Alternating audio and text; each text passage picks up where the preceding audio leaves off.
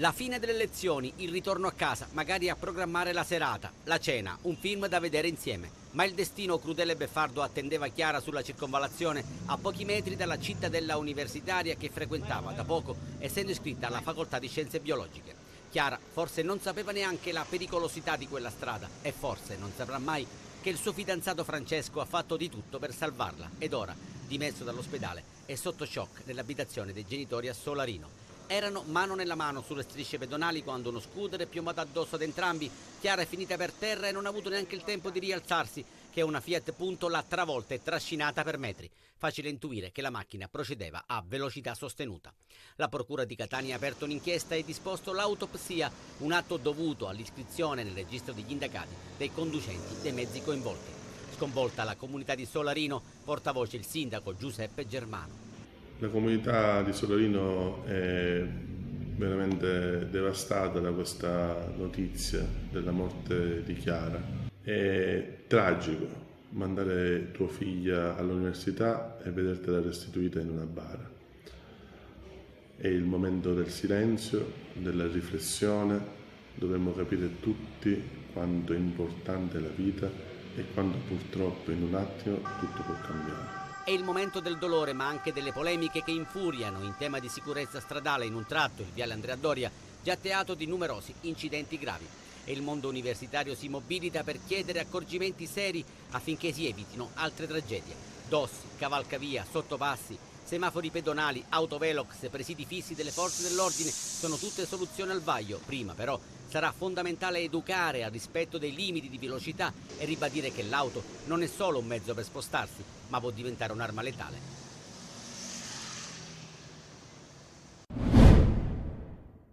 La morte di Chiara Adorno ha sconvolto tutti gli studenti della cittadella universitaria di Catania. Matteo Meli, iscritto in ingegneria, non ci ha pensato due volte. Ha lanciato una petizione sulla piattaforma change.org.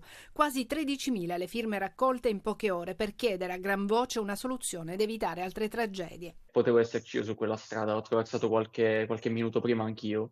E quindi rischiamo la vita allo stesso modo tutti noi studenti dell'università, che siamo costretti ad attraversare quella strada perché abbiamo la metro dall'altra parte, abbiamo l'autobus che ci riporta a casa e quindi ho pensato di avviare qualcosa che potesse portare effettivamente a qualcosa di concreto. Il primo impulso di Matteo era stato quello di scrivere al sindaco. La prima cosa che mi era venuta in mente era di scrivere al comune, ma subito ho pensato ovviamente, ma qui quando mi rispondono una persona sola non può fare molto, quindi appunto mi è venuta in mente l'idea della petizione. Urge dunque una soluzione per tutelare, scrive ancora Matteo nella petizione, tutti i ragazzi, gli stessi che vengono elogiati dal comune di Catania che li definisce il futuro, ma poi non li tutela in alcun modo.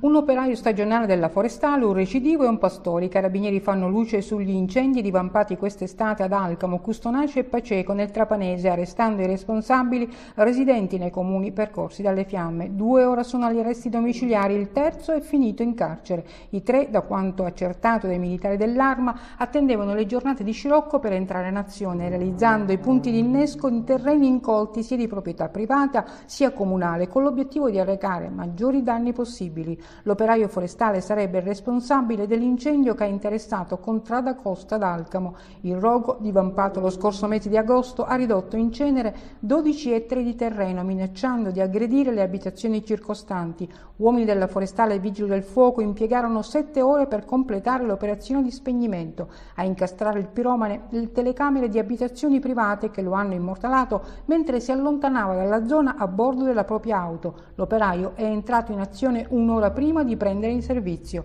Ad appiccare il fuoco tra le vie Dante Alighieri e piazza Campicella a Custonaci un 49enne del posto, con alle spalle precedenti di polizia per reati specifici. L'uomo è stato notato da un testimone mentre lanciava dal finestrino dell'auto un oggetto che, finito tra le spaglie, causava l'innesco dell'incendio. Ora è in carcere. Sarebbe stato invece un pastore il responsabile dell'incendio divampato lo scorso mese di ottobre in 2 distinti punti della riserva delle Saline di Trapani e Paceco. greco, riducendo in cenere un ettaro di macchia mediterranea. Il piromane è stato ripreso dalle telecamere di videosorveglianza mentre si allontanava in sella ad una Vespa dove aveva appiccato il fuoco. Sono questi i primi effetti del lavoro del nuovo pool investigativo sugli incendi boschivi costituito dalla Procura trapanese, che ha già richiamato i comuni a far rispettare le ordinanze per la pulizia dei terreni da parte dei privati. Per molti la fine di un calvario, soprattutto psicologico. Al liceo Galilei di Spadafora in provincia di Messina sono iniziati gli esami orali bis della prova di maturità per 11 studenti della quinta A linguistico che hanno dovuto ripetere la prova dopo le irregolarità emerse in quella dello scorso luglio e venute fuori dopo il ricorso di una delle studentesse. Oggi primo giorno svolto in un clima di serenità con la commissione presieduta dal dirigente dell'Istituto Anis di Messina Elio Parisi, che ha cercato di mettere gli studenti tutti a proprio agio. E allora, nonostante la tensione del momento, tutti hanno affrontato la prova dimostrando di aver studiato. È stato un po' strano e inaspettato, però la commissione era molto tranquilla, quindi mi sono trovata anch'io tranquilla e abbastanza a mio agio. E ora sono tranquilla, ma comunque lo ero come la mia compagna anche prima di entrare. C'era più tensione a giugno, luglio e quindi oggi mi sentivo più a mio agio. Domani è sabato le prove degli altri studenti che da 2 mesi a questa parte hanno vissuto dei momenti di angoscia ed ansia, stati d'animo condivisi anche con i genitori. Ci sono stati alti e bassi, soprattutto le ragazze ne hanno risentito tanto perché si sono prima chiusi nel silenzio e poi hanno cominciato a sfogarsi e sono state un po'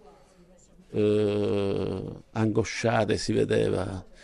Ultimi tempi però hanno riacquistato un po' più di serenità per arrivare ad oggi più tranquille, più serene. E adesso si può tornare a pensare al percorso di studi universitario, c'è chi lo farà a Messina e chi andrà fuori con quello che adesso rimane un ricordo da raccontare.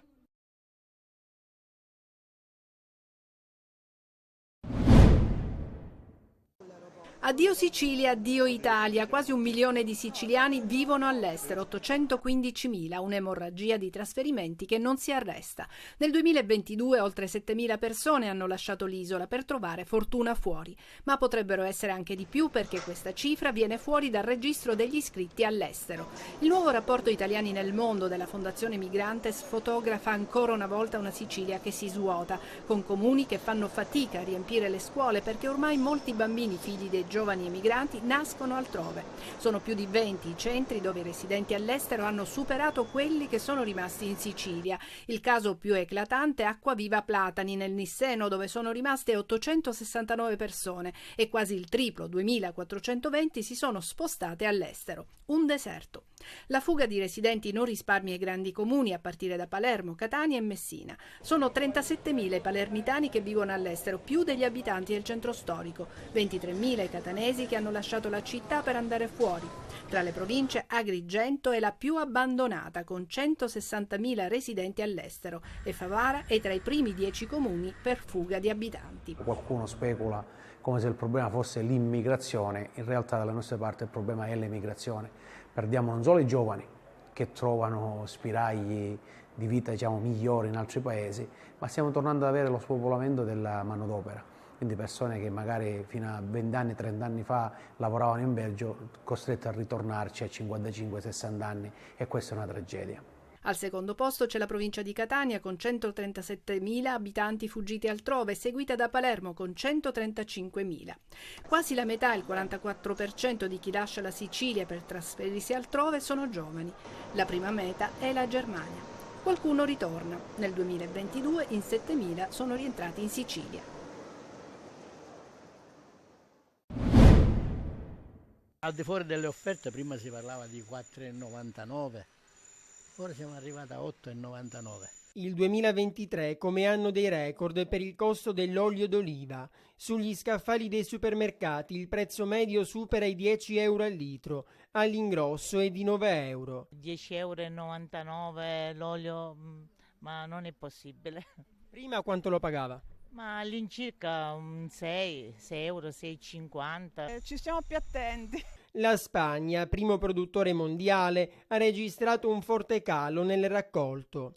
Così le aziende si sono rivolte ad altri paesi come l'Italia. Aumentando la richiesta, quindi salgono anche i prezzi. Considerato che la Spagna produce più del 60% dell'olio extravergine d'oliva del consumo mondiale, fa sì che le produzioni italiane, greche o degli altri paesi produttori di olio extravergine non bastano a soddisfare l'autoconsumo. Quindi troviamo negli scaffali gli oli a dei prezzi molto ma molto elevati. Per la scarsa produzione spagnola sul banco degli imputati c'è la siccità, una piaga che non risparmia nemmeno l'Italia, con il raccolto che scarseggia anche in Sicilia. Noi siamo stati in un oliveto di Solarino, nel Siracusano, dove diversamente da altre zone dell'isola l'annata sembra andare bene. L'invito a tutti i produttori della filiera è di mantenere i prezzi, difendere il prezzo giusto dell'olio. Il prezzo giusto vuol dire un prezzo etico sia per chi produce sia per chi acquista. E se per alcuni produttori il costo dell'olio è giusto, i consumatori dicono che il prezzo è troppo alto, ma non finisce qui, perché nei prossimi mesi potrebbe lievitare ancora. 28 anni esatti da quei colpi di pistola che la sera del 9 novembre del 1995, attorno alle 21, posero fine alla vita e al lavoro di Serafino Famà. A lui è intitolata la Camera Penale di Catania che con in testa il suo presidente, Francesco Antille, e tutti i membri del direttivo ha voluto dedicare un percorso alla memoria dell'avvocato penalista, ucciso dalla mafia. Il coraggio della libertà che compendia il pensiero di Famà e compendia anche l'impegno della nuova avvocatura sorta dopo il suo decesso, diventa il trade union tra la ricerca di una condizione di equilibrio tra lo Stato e soprattutto i cittadini, laddove nel processo penale si realizza il rapporto più drammatico tra l'autorità e il cittadino. Una giornata legata a un uomo di valore, la deposizione dei fiori a Piazzale Famà, luogo dell'agguato, e il ricordo nell'atrio del Palazzo di Giustizia di Catania davanti all'effigie commemorativa alla presenza delle autorità giudiziarie, militari e civili, ma anche un dibattito nell'aula delle adunanze di Palazzo di Giustizia. L'intento è chiaro: spiegare i valori e le insidie quotidiane dell'avvocatura legate alla difesa dei diritti e nel rispetto delle regole, quelle da sempre osservate da Serafino Famà, esempio costante, come è stato ripetuto giustamente più volte, insegnamento permanente per i più giovani.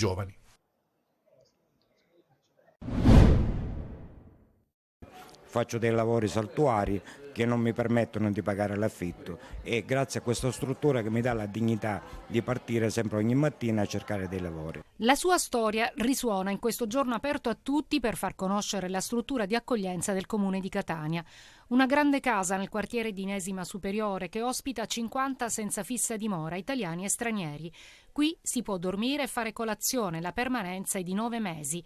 C'è chi coltiva un piccolo orto. Vivere per strada quando si è perso tutto non è facile e non basta trovare un riparo sotto un portico sul marciapiede. Il tentativo è sempre quello di avvicinarli a noi, di cercare di far capire che l'accoglienza è una strada alternativa e magari la più sensata da poter fare.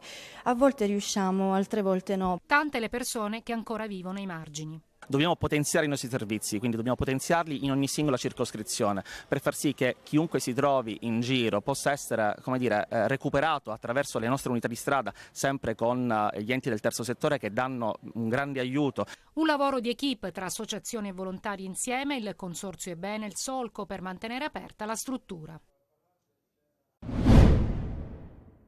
Si tratta d'oltranza, l'obiettivo è dare una guida al Catania e farlo nel più breve tempo possibile. Nel borsino rosso-azzurro ha ripreso quota il ritorno di Cristiano Lucarelli, con cui si sta trattando per il suo ingaggio, un'opzione venuta fuori prepotentemente nelle ultime ore, con il livornese che ha scavalcato Brocchi e Silvio Baldini, profili valutati da Grella. La panchina come priorità dopo il terremoto di domenica e dopo che ieri la dirigenza etnea è stata tutta in campo, con il nuovo consigliere d'amministrazione bresciano, con Lodi che può assumere maggior peso, con Grella al telefono. In campo intanto la squadra ha ripreso il cammino e lo ha fatto sotto la guida di Zeoli, uno che Catania ce l'ha nel sangue. Ho sempre pensato che a Catania ti devi violentare, passami il termine, dunque perché è una sofferenza e le esigenze della piazza, della tifoseria. L'approccio contro il Picerno è stato lontano da quello apprezzato per così dire nelle ultime partite e meno male in 20 minuti il Catania è sul 2-0, Castellini segna il suo primo gol in maglia rossaazzurra e lo fa dopo un'azione ispirata da Chiarella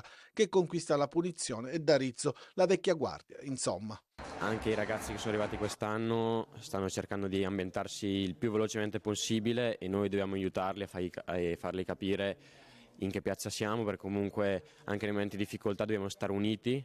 A sinistra la catena De Luca Maffei funziona al meglio, viene fuori il rigore che si trasforma in una parata del portiere lucano e poi nell'autogol di Diop 2-0, ma poi tornano i fantasmi, nella ripresa il Picerno prima accorcia con Cico, poi raddoppia grazie alla premiata di Murano Vitali e rischia pure di passare in vantaggio se Bois non salvasse sulla linea. Per fortuna ci pensano Zammarini, assist e Deli, gol, il Catania passa, troverà il Crotone e adesso pensa al Cerignola. Contava vincere per rialzarsi e il Palermo, anche se giocando a corrente alternata, ci è riuscito. Brescia ha battuto 1-0 al Barbera grazie a questo gol nel primo tempo di Koulibaly, pennellata di Valente e testa dell'ex Ternana che poi nell'esultanza chiama a raccolta i suoi compagni, come a dire rialziamoci tutti insieme. 3 punti d'oro per il Palermo nel recupero della seconda giornata, rosanero che si lasciano alle spalle il periodo di crisi e tornano al terzo posto ad 1 punto dal Venezia secondo e a 6 dal Parma che è primo. Una partita complicata e sofferta quella del Palermo. Corini ha rispolverato Valente e ha messo dentro Koulibaly che veniva da un infortunio e proprio da loro due è arrivata l'azione del gol. Il Brescia ci ha provato fino alla fine flirtando con la rete del pari però solo nel finale. I siciliani non hanno collezionato tantissime occasioni anche se sui piedi di Soleri nel finale è arrivata l'occasione per chiudere la contesa. Contavano i 3 punti, Corini espulsa a qualche minuto dalla fine, esulta ed esalta il gruppo. Così è stato, con grande volontà, forza di volerla portare a casa, mi è piaciuto lo spirito.